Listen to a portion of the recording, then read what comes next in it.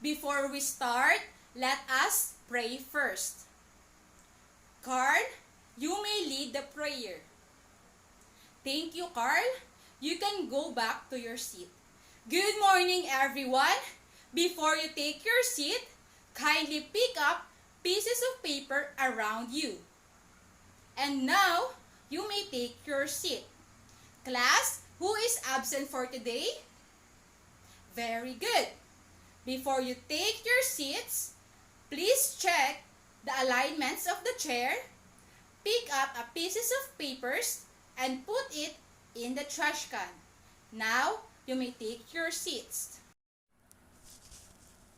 Before we proceed to the motivation, class, if you really understand our topic yesterday, I will give you an activity.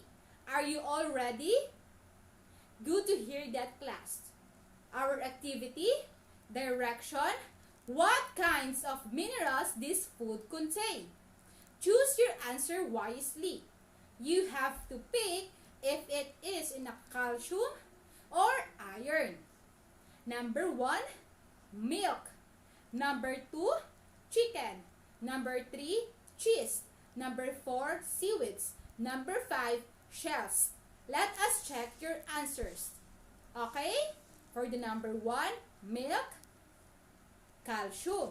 Number 2, chicken, iron. Number 3, cheese, calcium. Number 4, seaweeds is for iron. Number 5, shells, calcium. Very good, class. You did a good job.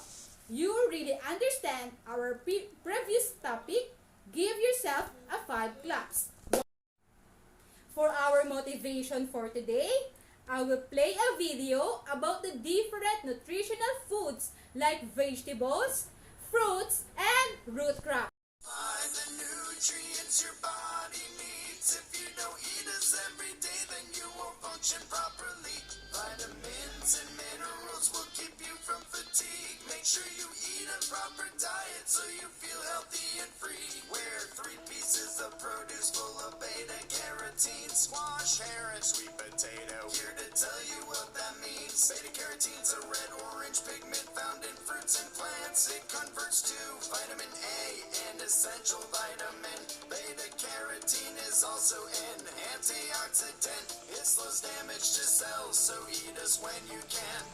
Now I'm a sweet red pepper. I supply twice the vitamin C than any fruit called orange. You should eat me daily. Vitamin C is a nutrient that helps to protect cells. I also make collagen, a protein that helps you heal well. Before we proceed to our next lesson, let us have an activity first. This activity called Find the Word. Our activity will be done by groups. Are you ready, class? Count from 1 to 3. We may begin. Okay, class? You can go to your respective groups now and think of the strategy you will use for you to win. This is a word box. Inside of it are the hidden names. You can find and give the correct answers. Now, we may begin. In 3, 2, and 1. I will give you 2 minutes to complete your task. Okay, class? Who can identify the hidden names you found in the word box? Yes, Nicole? Very good. But what kind of foods are they and what minerals they can give? Very good, Kyla. It is correct. They were root crops. They give us energy and avoid us from sickness. The other words are milk, kangkong, and banana. If you found these words, then you will get 15 points. Who got 15 points? Excellent! Later, we will discuss the kind of foods and are those and what minerals they can give us. Our next lesson is Nutritional Guide for Filipinos. We will just focus on 3, 5, and 7. A nutritional guide is a model that you give advice to achieve a healthy food lifestyle. Who in this class do not like to eat vegetables? Did you know that vegetables help us to become strong and healthy individuals and make your body active and healthy? I hope you gain an understanding the importance of foods we take in our body. Good to hear that, class. Number 3, nutritional guide. Eat more fruits and vegetables every day.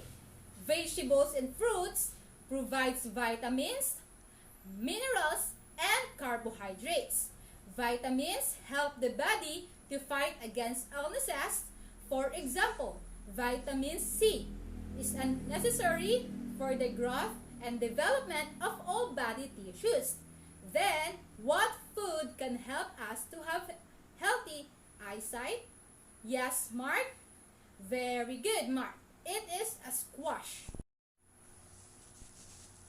Minerals helps body work well. It ensures the body is in good condition.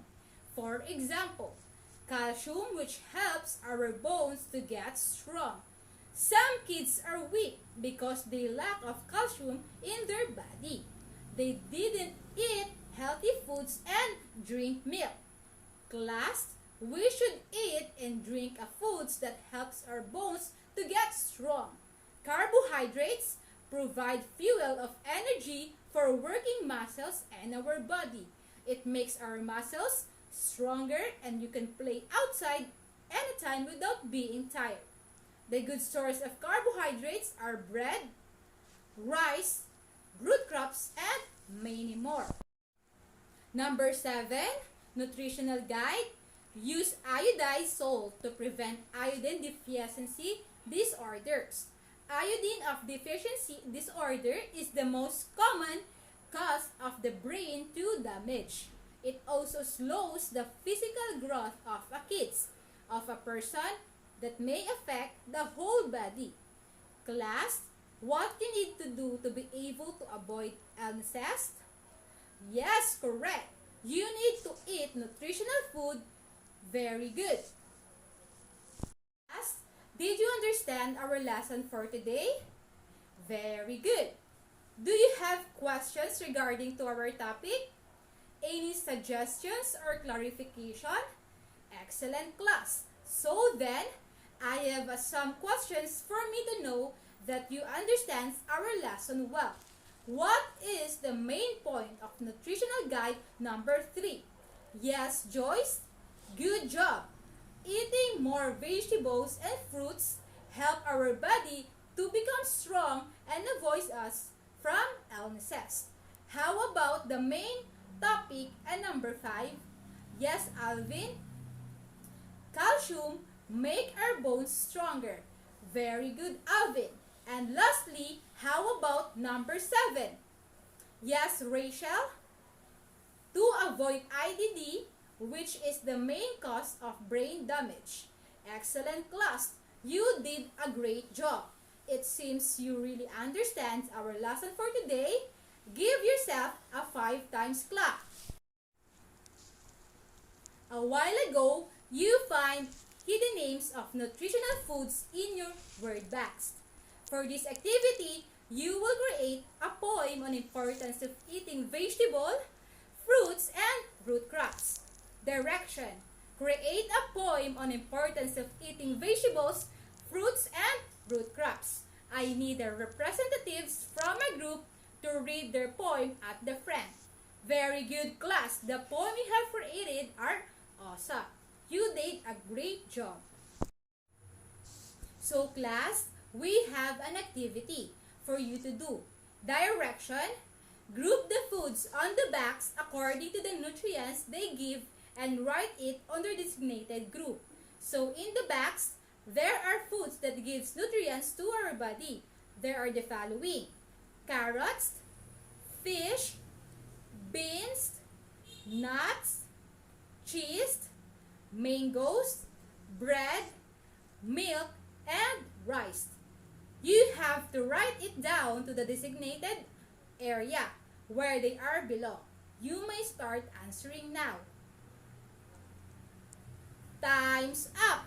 You did a great job, class. You got a perfect score. For your assignment, to be passed on our next meeting, direction, please answer the essay questions. You may answer it in a piece of paper. Pass your paper tomorrow. Question is, what is the importance of eating healthy foods?